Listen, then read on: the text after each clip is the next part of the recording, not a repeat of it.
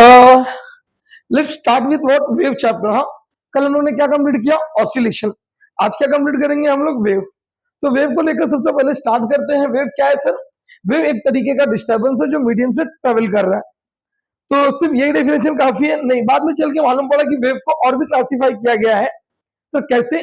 अगर उसको मीडियम चाहिए कि नहीं चाहिए, तो हमने सुना है किसी वेव को मीडियम चाहिए रहता है और किसी को नहीं चाहिए रहता है। तो वेव का classification done on based on what? Medium. Wave का classification based on what? Particle का वाइब्रेशन। एंड वेव का classification based on what? Transfer of what? Energy. तो सर अगर मेरी वेव को मीडियम चाहिए तो उस वेव का भी कोई नाम दिया गया होगा? यस। तो वेव का, अगर वेव को मीडियम चाहिए तो उस वेव का नाम क्या रखा गया है?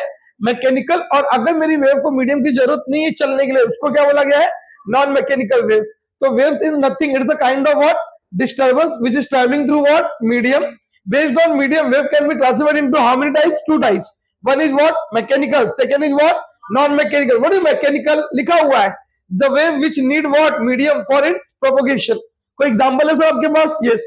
कौन सी wave? Sound wave. Sound wave वो वेव है जिसको चलने के लिए मीडियम की जरूरत होती है, लेकिन फिर वो वेव बताइए जिसको चलने के लिए मीडियम नहीं चाहिए, तो उस वेव का नाम याद है क्या? X ray, UV ray, infrared, all EM wave, या we can say light wave. तो सर ये जो लाइट वेव है, लाइट वेव कौन से नेचर का वेव होता है? ट्रांसवर्स। एंड साउंड वेव कौन से नेचर की वेव है? लॉन्जिट्यूडनल। तो साउंड को चलने के लिए मीडियम तो चाहिए ना, तो जिसको मीडियम चाहिए नाम क्या बोला? मैकेनिकल। जिसको नहीं चाहिए क्या बोला? Non mechanical. लेकिन ये तो बेस्ड ऑन मीडियम का वेव का क्लासिफिकेशन। तो based on what? Particle vibration भी सर वेव क्लासिफाई होगी? यस। अगर मेरे को पार्टिकल के वाइब्रेशन पे वेव का क्लासिफिकेशन देखना है तो wave can be classified into two types. Sir पहला क्या नाम है? Transverse wave. दूसरे का नाम क्या बच्चा? Longitudinal wave. सो इसमें क्या होगा? इसमें मीडियम के पार्टिकल्स वाइब्रेट होंगे। सो जैसे कि वेव जिस डायरेक्शन में चलती है उसे क्या बोलते हैं? Direction of propagation. जिस डायरेक्शन में वेव चलती है उसे क्या बोलते हैं? Direction of propagation. तो अगर मेरी वेव के पार्टिकल, मेरी मीडियम के पार्टिकल, वेव के अंदर किसका वाइब्रेशन चाहिए मेरे को? मीडियम के पार्टिकल्स का। अगर मीडियम के पार्टिकल्स का वाइब्रेशन कितने डिग्री में दिख रहा है? 90 degree. That is called what? Perpendicular. लेकिन परपेंडिकुलर किसके साथ सर? जिस डायरेक्शन में वेव मूव कर रही है। वेव का मूव करना is known as what? Direction of propagation. तो जिस डायरेक्शन में वेव प्रोपोगेट होती है, अगर मीडियम के पार्टिकल कितना डिग्री? 90 डिग्री बनाते हैं, तो ऐसी वेव का नाम क्या रखा? Transverse wave. और ट्रांसवर्स वेव की स्पेशलिटी क्या? कि जब भी मीडियम में से ट्रांसवर्स वेव बनेगा तो क्या बनता है बच्चा? क्रस्ट। और क्या बनेगा? ट्रफ। सर वैसे ही लॉन्जिट्यूडनल वेव में मैं देख पा रहा हूं कि कुछ पार्टिकल्स एक दूसरे के साथ पैरेलल तो है बट क्राउडेड भी है। पैरेलल तो है बट क्राउडेड है, बट कहीं तो गैप भी दिख रहा है। तो जहां पर पार्टिकल बहुत ज्यादा स्पेस्ड होते हैं, ऐसे पोर्शन का एक नाम रखा गया, क्या? रेयरफैक्शन। और जहां पे पार्टिकल्स बहुत क्राउडेड है उनका नाम क्या रखा गया बच्चा? कंप्रेशन। तो सर एक ऐसी वेव जिसके अंदर पार्टिकल कैसे वाइब्रेट होते हैं? पैरेलल, ऐसी वेव का नाम क्या है? लॉन्जिट्यूडनल। और जिसके अंदर पार्टिकल कैसे वाइब्रेट होते हैं? परपेंडिकुलर, ऐसी वेव का नाम क्या बच्चा? तो based on particle vibration wave can be classified into how many types? Two types. Number 1 transverse, number 2 longitudinal. Particle vibrate कैसे? परपेंडिकुलर। पार्टिकल वाइब्रेट कैसे? Parallel to the direction of propagation. जब transverse wave बनती है, medium में दो लोगों का formation हुआ, नाम क्रस्ट, दूसरे का ट्रफ। जब लॉन्जिट्यूडनल वेव बनी, दो लोग बने, कौन कौन? कंप्रेशन। कौन बना? रेयरफैक्शन। एग्जांपल में जितनी भी लाइट वेव है सब कौन से नेचर की वेव है? ट्रांसवर्स। और साउंड वेव कौन से नेचर की वेव है? लॉन्जिट्यूडनल। सर ये तो हो गया बेस्ड ऑन पार्टिकल वाइब्रेशन। तो सर और भी कोई क्लासिफिकेशन है? Yes. Wave based on propagation of energy. नाम तो सुना ही होगा आपने कि और दो वेव पढ़ी आपने, प्रोग्रेसिव वेव और दूसरी कौन सी? स्टेशनरी। नाम में कुछ तो छुपा हुआ है ना। स्टेशनरी का मतलब क्या? रुका हुआ ना। रुका हुआ बोले तो जिसकी वेलोसिटी कितनी? 0। और प्रोग्रेसिव वेव, प्रोग्रेसिव ना, जो वेव कंटिन्यूअसली दिए हुए डायरेक्शन में क्या कर रही हो? मूव कर रही हो, ऐसी वेव का नाम क्या रखा? प्रोग्रेसिव। और वो वेव जिसकी एनर्जी कंफाइंड हो जाए किसी दो पॉइंट के बीच में, जिसकी वेलोसिटी क्या हो जाए? 0, जो चल नहीं रहा है लेकिन जगह पे ही क्या है? उसमें वाइब्रेशंस प्रोड्यूस्ड है ना। तो उसकी एनर्जी दो पॉइंट के बीच में कंफाइंड हो गई है, बट प्रोग्रेसिव वेव कंटिन्यूसली चल रही है ना, तो यहां से एनर्जी का प्रोपोगेशन होगा, बट यहां पे एनर्जी का प्रोपोगेशन नहीं होगा। और शायद ऐसी वेव का नाम क्या रखा मैंने, स्टेशनरी, और इस वेव का नाम क्या रखा, प्रोग्रेसिव, जो एनर्जी को कैरी करे। तो शायद आप एक्सेप्शन देखो कहीं लिखा रहेगा momentum is also transfer, no momentum नहीं सर, क्यों, मोमेंटम का फॉर्मूला क्या होता है, मास इंटू वेलोसिटी। तो सर वेव चल तो रही है, मतलब वेलोसिटी है, बट मास बोले तो किसका, पार्टिकल का ना। तो ये एक इंपॉर्टेंट पॉइंट याद रखिए कि जब भी वेव चलती है तो उसके पार्टिकल कभी भी चलते नहीं है। कल ऑसिलेशन में देखा मीन पोजीशन और एक्सट्रीम पोजीशन।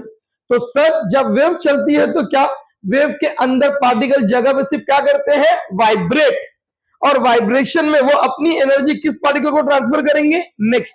तो during wave motion who is transfer, energy. कौन ट्रांसफर नहीं होगा, ना मोमेंटम ट्रांसफर होगा, ना पार्टिकल कभी अपनी जगह को छोड़ता है, सिर्फ वो एक पार्टिकल की एनर्जी दूसरे पार्टिकल तक क्या करता है, वो ट्रांसफर करता है। लेकिन स्टेशनरी वेव के बारे में क्या लिखा सर आपने, वो वेव जिसकी एनर्जी दो पॉइंट के बीच में कन्फाइंड रह गई वो स्टेशनरी वेव कहलाया, एनर्जी ट्रांसफर नहीं हुआ, रिजल्टेंट वेलोसिटी कितना बच्चा, zero. But what is the progressive, velocity is not equal to zero, who is going to be transferred through the medium, energy, and momentum is what, not transferred. Momentum transfer नहीं होगा sir, किसी ने पूछा क्यों, क्योंकि momentum में मास भी आता है ना, मास किसके लिए, पार्टिकल के लिए ना, क्या वो चलता है कभी, नहीं, वो कभी नहीं चलता। तो इस तरीके से मैंने देखा कि वेव्स का मतलब क्या देखा हमने, डिस्टरबेंस जो कहां से ट्रेवल कर रहा था, किसी मीडियम से। तो based on medium it can be classified into how many types, two, mechanical, non mechanical. Based on particle vibration it can be classified into how many types, two, one is what, transfer, second is what, longitudinal, and based on energy propagation it can be classified into two parts, one is what, progressive, second is what, stationary। मैंने बोला कुछ की points है इसके, क्या sir, वो देखिए ना, during wave motion, during wave motion particle never travel, particle कभी ट्रेवल नहीं करता, सो क्या करता है सर, वो सिर्फ वाइब्रेट करता है, कहां से, about their mean position, and when it vibrate it transfer what, energy, momentum नहीं आएगा, हाँ momentum को कट कीजिएगा, it transfer its energy and not momentum sir to the what, neighboring particle। sir what is frequency, तो wave motion में क्या transfer हो रहा है, फिर से रिपीट कर रहा हूं, एनर्जी ट्रांसफर होगा ना कि मोमेंटम। सर वो फ्रीक्वेंसी कुछ तो लिखा है आपने, yes, frequency can be classified into how many types, three type. अब देखो फ्रीक्वेंसी थ्री टाइप में क्लासिफिकेशन मतलब क्या सर, अरे ह्यूमन ईयर सारी फ्रीक्वेंसी थोड़ा सुन सकता है, human ear can respond to a particular frequency. तो ह्यूमन ईयर जिसको रिस्पॉन्ड करता है उस फ्रीक्वेंसी का एक नाम दिया गया है, कौन सी फ्रीक्वेंसी है वो, audible. And what is the audible का रेंज, फ्रीक्वेंसी ग्रेटर देन और equal to what, 20 hertz, but less और equal to what, 20,000 hertz, that is called 20 kilo hertz. तो sir human can respond to which frequency, 20 hertz से लेके कितना, 20 kilo. But what happen if frequency is what, less than, this kind of frequency is known as what, infrasonic. And if the frequency is greater than what, 20,000 hertz बोलो या 20 kilo hertz, ऐसी frequency का नाम क्या रखा बच्चा, ultrasonic. तो मैंने ये भी देखा कि फ्रीक्वेंसी को क्लासिफाई किया गया तीन तरीकों से, पहला ऑडिबल, दूसरा जो तुम बोले इंफ्रा, तीसरा अल्ट्रा। अल्ट्रा की खासियत क्या है, frequency should be greater than how much, 20 kilo hertz, frequency should be less than कितना, 20, 20 से कम है तो कितना, नाम क्या है उसका, इंफ्रा, 20 से ज्यादा है तो अल्ट्रा, 20 से लेके 20,000 बोले तो 20 हर्ट्ज से लेके 20 किलो के बीच में है तो उसका नाम क्या रखा, ऑडिबल। एक्सेप्शन हो सर, वो एक्सेप्शन क्या था, मैंने यहाँ पे लिखा हुआ है बच्चा, वाटर, वाटर, कभी आप पानी में पत्थर मारो तो ऊपर रिपल का स्ट्रक्चर दिखता है, दिस रिपल का structure is what, transverse wave, but अंदर कौन सी वेव प्रोड्यूस होगी, लॉन्जिट्यूडिनल वेव। तो वाटर के अंदर कितने टाइप की वेव पाई जाती है, दो, ट्रांसवर्स भी मिलेगा और लॉन्जिट्यूडिनल भी मिलेगा। कुछ डाउट है यहां तक, तो सर अगर यहां तक कुछ डाउट नहीं है तो वेव के बारे में थोड़ा सा और एक बेसिक देखते हैं, फिर कुछ एमसीक्यूज देखते हैं इस पे। What is basic term which is associated to what, wave. अगर मैं एक रबड़ ऐसे सामने रखूं, तो अभी वो रबड़ कौन सी कंडीशन में है? स्टेबल। वो मूव कर रहा है क्या? नहीं। That is called which position? Mean. That is called which position? Rest. Which position? Stable. अभी तो उसको कोई डिस्टर्ब नहीं किया तो कुछ प्रोड्यूस हुआ उसके अंदर। जैसे उसके अंदर क्या आएगा? डिस्टर्बेंस, वैसे कुछ तो क्रिएट होगा ना। तो जैसे मैंने उस वेव को डिस्टर्ब किया, शुरू में it is a straight line, लेकिन जैसे डिस्टर्ब करूंगा उसके पार्टिकल कुछ समय के लिए क्या होंगे? वाइब्रेट। और उस वाइब्रेशन में दिस पोजीशन का name is given to what? Mean. That is also known as rest और नोन एज व्हाट? इक्विलिब्रियम। तो जैसे मैंने पार्टिकल को हिट किया, मेरे पार्टिकल ऊपर भी गए हैं और नीचे भी, and this is known as what? Displacement of the particle. तो डिस्प्लेसमेंट को कहां से मेजर किया जा रहा है? मीन से। So the displacement of the particle, अभी कैसा डिस्प्लेसमेंट बच्चा? Maximum displacement of the particle on either side of which position? Mean is known as what? Amplitude. It can be what? Positive as well as negative. चलेगा यहां तक? तो sir जब ये wave का प्रोपोगेशन हुआ, कल भी देखा था, this angle is known as what? 0। This angle is known as what? 90। This is 180। This is 3 pi by 2, 270, and this is what? 2 pi. तो आज के बाद ये कैसे पहचानोगे कि एक वेव कंप्लीट हो गई है? एंगल पे ध्यान देना। एंगल कितना कंप्लीट होना चाहिए? 2 पाई। कितना? जैसे एंगल 2 पाई कंप्लीट हुआ, वेव कितनी होगी? 1। वाइब्रेशन कितना होगा? 1। तो एक वाइब्रेशन की सबसे बड़ी पहचान क्या? एक वेव की सबसे बड़ी पहचान क्या? एंगल कितना चेक करोगे? 2 पाई। कितना चेक करोगे? 2 पाई। ठीक है सर, वो एक वेव या एक वाइब्रेशन किसको बोलते हैं? मैंने सर डायग्राम में तो दिखाने की कोशिश की है। एंगल 2 पाई, तो वेव को कितना वेव बोला? 1 वेव। एंगल 2 पाई, वाइब्रेशन को कितना वाइब्रेशन बोला? 1 वाइब्रेशन। अब अगर एक वेव बन चुकी है, कहां से कहा? 0 से 2 पाई, तो इनके बीच में कुछ तो डिस्टेंस भी कवर हुआ ना। So the distance covered in कितना वाइब्रेशन? 1 वाइब्रेशन। और in one wave is known as what? Lambda. That is also known as what? Wavelength. तो एक वेव के अंदर ट्रेवल की गई डिस्टेंस को हम लोगों ने क्या नाम दिया है? वेवलेंथ। और सवाल ये भी आता है कि सर इसको कवर करने में जो समय लगा, तो एक 2 पाई बनने में, एक वेव को बनने में जो समय लगा, that is called what? T. And T is known as what? Time period. Time taken to cover कितना वाइब्रेशन? 1 वाइब्रेशन। तो 1 वाइब्रेशन का डिस्टेंस कितना था? लैम्डा। टाइम कितना लगा? टी। सर वो एक वर्ड आता है, नाम कल भी पढ़ा था, what is this? Frequency. The vibration completed in how many second? 1 second is known as what? Frequency. तो एक वाइब्रेशन को कंप्लीट करने में कितना समय लगता है? टी। तो सवाल था एक सेकंड में कितना? ये टी उधर चले गया ना। एक सेकंड की वैल्यू को हम लोगों ने नाम क्या दिया था? Frequency, which is equal to what? N. और एन का फॉर्मूला क्या बच्चा? 1/t। चलेगा यहां तक? वो वेव वेलोसिटी जो 1D में भी आपने सीखा है, वेलोसिटी का फॉर्मूला क्या होता है बच्चा? डिस्टेंस अपॉन टाइम ना। तो मेरी वेव ने, एक वेव ने कितना डिस्टेंस कवर किया होगा? एक वेव का distance cover is what? Lambda. कितना समय लगा? टी। तो लैम्डा अपॉन टी ना, this can also be written as what? Lambda into 1/t। और अभी अभी आपने पढ़ा 1 अपॉन टी को कुछ तो बोलते हैं, क्या बोलते हैं? एन। एन को क्या बोलते हैं? फ्रीक्वेंसी। तो आज से एक फॉर्मूला निकल के आता है क्या? V is equal to what? N lambda. V stand for velocity of wave, n stand for frequency, और lambda stand for what? Wave length. Clear है यहां तक? सर एक नोट लिखा है, ये नोट एमसीक्यूज में भी कन्वर्ट हो सकता है। जैसे when wave changing its what? Medium. जब भी वेव अपना मीडियम बदलता है, तो वेव के मीडियम बदलने से क्या बदल जाती है? वेलोसिटी। क्या बदल जाती है? Wave length. मतलब वी कैन से v का फॉर्मूला क्या था बच्चा? एल लैम्डा ना। अगर v का फॉर्मूला एल लैम्डा और n बदलता ही नहीं है, यहां पे लिखा है, जो नहीं बदला वो कौन? फ्रीक्वेंसी। जो नहीं बदला वो फ्रीक्वेंसी है, लेकिन कब? जब वेव ने अपना मीडियम बदला। तो मीडियम के बदलने से क्या बदलता है? क्या बदलता है? क्या नहीं बदलता है?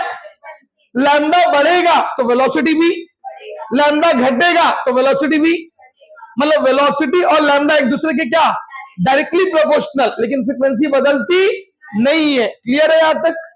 अगर यहां तक क्लियर है, ये देख के आपको फिर लगेगा सर ये तो कल भी पढ़ा था। कहां पढ़ा था?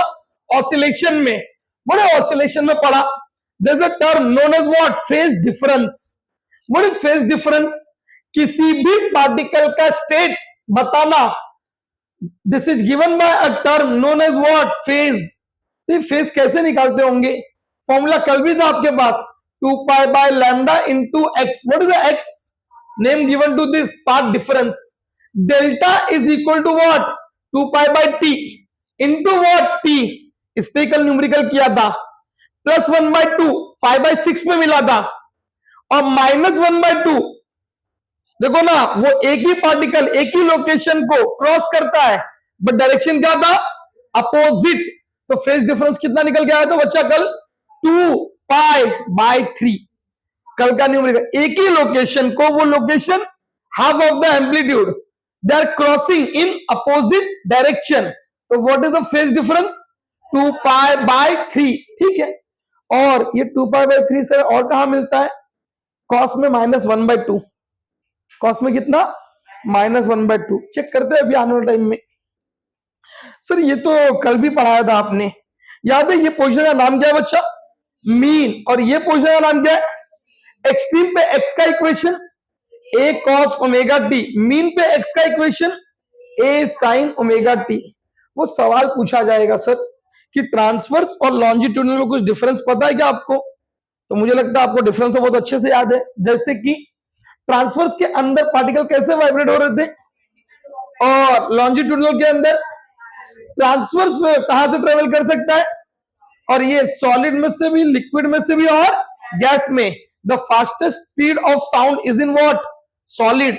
And the lowest speed is in what? Gas. Gas बोले तो एयर ना। तो आप याद रखिए साउंड की स्पीड 0 डिग्री सेल्सियस पे कितनी अज्यूम की जाती है? 330 और 332। 330 और 332 डिपेंड करता है, अलग अलग बुक का अलग अलग कॉन्ट्रीब्यूशन है। तो न्यूटन के हिसाब से 0 डिग्री सेल्सियस पे what is the speed of sound?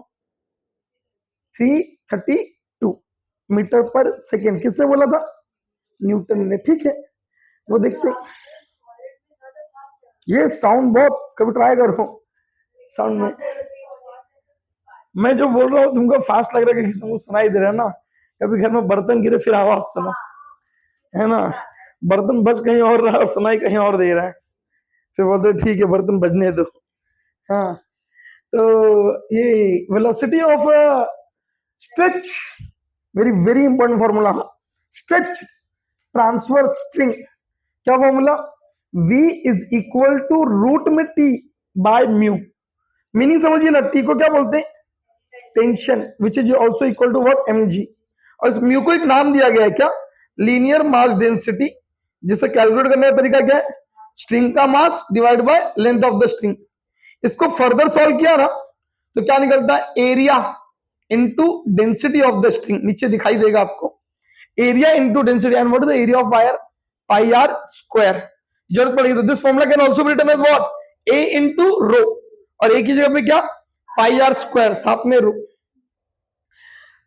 Sir velocity in sound wave कैसे दिया जाता है? देखो, velocity in of sound in air को लेकर दो कॉन्ट्रडिक्शन है। इस थियरी को नाम दिया जाता है Newton's formula for velocity of sound, and Laplace correction to whom velocity of sound. और न्यूटन्स फॉर्मूला, न्यूटन के अकॉर्डिंग जब भी साउंड वेव कहां से चलती है? किसी मीडियम में से। तो साउंड वेव मतलब लॉन्जिट्यूडनल ना, दो चीजें बनती है, कौन कौन? कंप्रेशन और रेयरफैक्शन। तो अकॉर्डिंग टू हिम कंप्रेशन के टाइम पे हीट आती है और रेयरफैक्शन के टाइम पे हीट डिसिपिएट हो जाती है। सर क्यों? This is a slow process. Formation of compression and rarefaction is a slow process, so heat develop during compression will get dissipated during rarefaction. तो overall temperature of the medium remain same. तो change in temperature कितना? 0। और एक ऐसा thermodynamic process जिसके अंदर changing temperature 0, उस process का नाम क्या? आइसोथर्मल। तो ये भी एक न्यूमेरिकल बना। न्यूटन के हिसाब से propagation of sound wave is a which process? Isothermal. And isothermal process में जो प्रेशर है जो प्रेशर है उस प्रेशर को क्या बोला गया है, ई, और ये ई को ही क्या बोला गया है, पी, और ये पी कोई और नहीं है, this P is what, atmospheric pressure, जिसका फॉर्मूला क्या होता है, h d g, h for what, height of mercury, d for what, density, g for what, gravity, total value 1.013 put करो, and what is density of dry air, 1.01, sorry 1.293, इसकी value कितनी, 1.01 10⁵, density of dry air कितना, 1.293, जैसी value put किया, the velocity of sound at zero what we get according to Newton 280 metre पर second, कितना, लेकिन अभी तो मैंने बताया था ना साउंड की स्पीड कितनी होती है, न्यूटन को आया कितना, 180 नहीं 280, डिफरेंस कितना है 52 मीटर पर सेकेंड, एरर कितना परसेंट, 16, ये फॉर्मूला एक्सेप्ट नहीं हुआ। एक बंदा आया नया जिसने लैपलास नाम था उसका, उसने न्यूटन के फॉर्मूले थोड़ा सा करेक्शन किया। अकॉर्डिंग टू न्यूटन ये जो फॉर्मेशन था किसका, कंप्रेशन रेयरफैक्शन, वो स्लो था ना, इसने बोला इट्स अ फास्ट प्रोसेस, वहां पे जो डिसिपिएशन के लिए टाइम मिलता था यहाँ पे टाइम नहीं मिलेगा, और उन्होंने इस प्रोसेस का नाम क्या रखा, आइडियाबेटिक प्रोसेस। क्या नाम रखा, और आपने पढ़ा है डायटोमिक गैस के लिए आइडियाबेटिक कांस्टेंट कितना, 1.4। तो उस प्रोसेस के अंदर आप देखोगे फॉर्मूला चेंज हो जाता है कुछ समय में, and this formula can return as what, gamma P by rho ना, ये गैमा क्या था, यही था आइडियाबेटिक कांस्टेंट। किसने इंट्रोड्यूस किया, लैपलास ने। जैसे 1.4 1.01 10⁵, रो की वैल्यू कितनी, 1.293, the total value which we get is how much, 332, और आना भी कितना चाहिए था, तो ये फॉर्मूला एक्सेप्ट हुआ ना। तो लैपलास ने करेक्शन किया था किसके फॉर्मूले में, न्यूटन के फॉर्मूले में। और मुझे लगता है कि आप लोग बहुत अच्छे समझदार हो, वो डेंसिटी का फॉर्मूला, तो डेंसिटी के लिए क्या लिखा, मास अपॉन का वॉल्यूम ऊपर आ गया ना, but PV equal to one NRT, तो गामा एनआरटी बाय एम, यहां से कुछ रिलेशन दिखाई दे रहा है, वेलोसिटी प्रोपोर्शनल किसको, कैपिटल टी, कैपिटल टी का मतलब होता है एब्सोल्यूट टेम्परेचर, डिग्री में दिया रहेगा तो कितना ऐड करने का, +273, molar mass, number of mole, और ये क्या था, आइडियाबेटिक व्हाट कांस्टेंट। तो the velocity of sound is given by this, मतलब अब कहना क्या चाहते हो, मैं ये कहना चाह रहा हूं टेम्परेचर बढ़ता तो वेलोसिटी ऑफ साउंड बढ़ेगा, और टेम्परेचर घटेगा तो वेलोसिटी ऑफ साउंड घटेगा। कोई नंबर है आपके पास, यस, 1 डिग्री सेल्सियस का rise in temperature causes a increase of 0.61 metre पर सेकेंड, कितना, 0.61 मीटर पर second increase in what, velocity of sound. तो सर कैसे, उसको लिखने का एक तरीका था बच्चा, velocity of sound at any temperature is how much, कितना बच्चा, 620, that is called V naught plus 0.61 into T, ये रहा, सबको पता है ये v एट जीरो कितना होगा, 332, मतलब पर degree Celsius rise in temperature will causes increase in 0.61 metre पर second in the velocity of sound. तो टेम्परेचर के बढ़ने से वेलोसिटी बढ़ती है, ये फॉर्मूला याद रखिए, रफ कर सकते हो इसको। चलो अब एक सवाल था बच्चा, एक कुआं होगा, कुएं में पत्थर गिरा या कुछ भी गिरा, कुएं में पत्थर गिरा तो आवाज तो आती ही होगी ना, उस आवाज को इंग्लिश में क्या बोलते हैं, साउंड बोलते हैं ना, उसको साउंड नहीं बोल के क्या बोलते हैं, स्प्लैश ऑफ साउंड, है ना। तो वो स्प्लैश ऑफ साउंड कितने टाइम में सुनाई देगा, ये सवाल स्ट्रेट छपता है। तो सवाल ये था, पहले वो गिरा ना, गिरा मतलब कौन से फॉल में था, वो फ्री फॉल, तो फ्री फॉल का समय कितना निकला, 2h/g।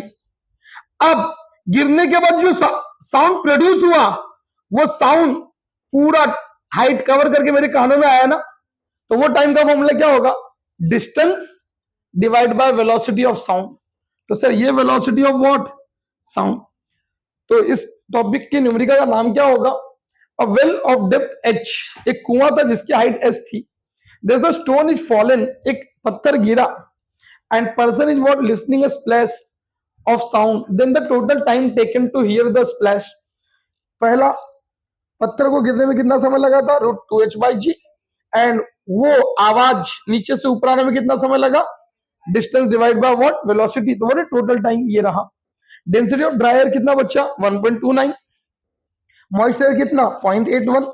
अभी अभी आपने फॉर्मूला पढ़ा गामा पी बाय व्हाट रो, आप डिसाइड करो वी और रो का रिलेशन इनवर्स, मतलब ये ज्यादा तो ये कम और ये कम तो ये नंबर देखिए और डिसाइड कीजिए किसका डेंसिटी कम है, मॉइस्ट एयर।